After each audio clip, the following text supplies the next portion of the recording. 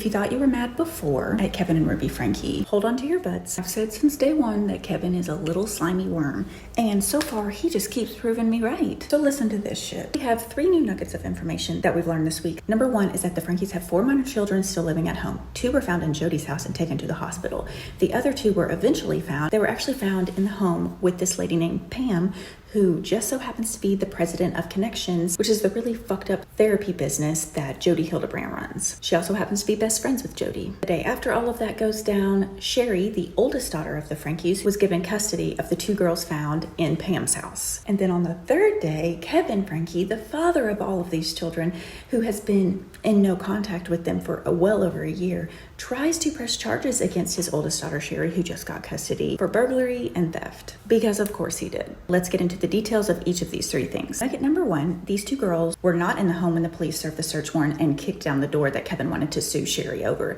They ended up finding these girls in the care of Pam Botcher. Pam also says that Ruby called her the day of and said there was a family emergency and could she take care of these 2 girls for a little while. A little bit longer than Ruby anticipated. Pam also tells the police it's not unusual for these girls to be there because they've often been there doing her cleaning and her chores, which, ma'am, you're a millionaire. You can afford a housekeeper. Why are you using child labor? Nugget number 2 is that Shari, the oldest daughter, who has been estranged from her family, ends up getting custody of those 2 girls found in Pam's house. Apparently, they were given the choice of going into state custody or going to stay with Shari, and they chose Shari, which we love to see. Honestly, makes more sense now that we've seen Shari show up to all of the hearings so far with her own attorney and not with her dad's attorney. And on the 3rd day, little slimy wormball sperm donor Kevin gets his panties in a wad and calls the cops and says he wants to press charges against Shari. When he calls the cops are like, bro. Police told Kevin there was no burglary and they served a search warrant 2 days prior and knocked down the front door.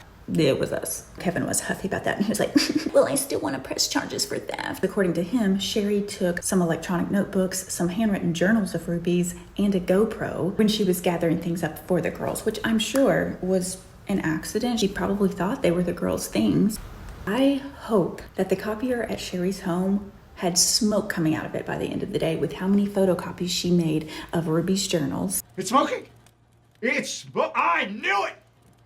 Blowing the roof off! And when Ruby called Kevin that day to let him know that there was a family emergency and he needed to get down there, I would bet $1 million that she told him he needed to collect these specific items. Otherwise, how would he have inventory of what was missing out of that house if he hasn't been in there in 13 months? How would he know specifically an inventory list of what to look for?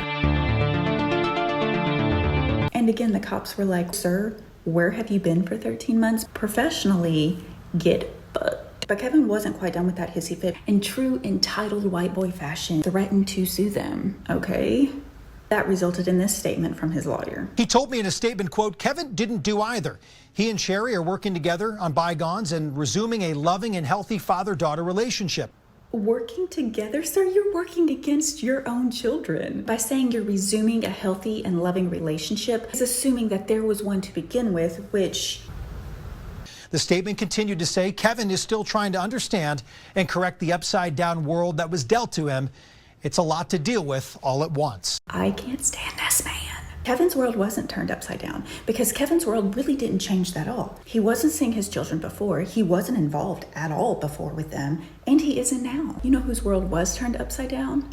All 4 of those minor children and his oldest daughter, Shari, barely an adult herself. And now she's taking on the responsibility of not just caring for these children, but now fighting a legal battle to protect them. What Kevin's having a hard time dealing with is that the police told him no, the judge told him no, he doesn't have custody and he doesn't have power and control. Coming to terms with the fact that you've been a piece of shit dad is probably hard for your ego to deal with. So yeah, I wish Kevin the absolute worst.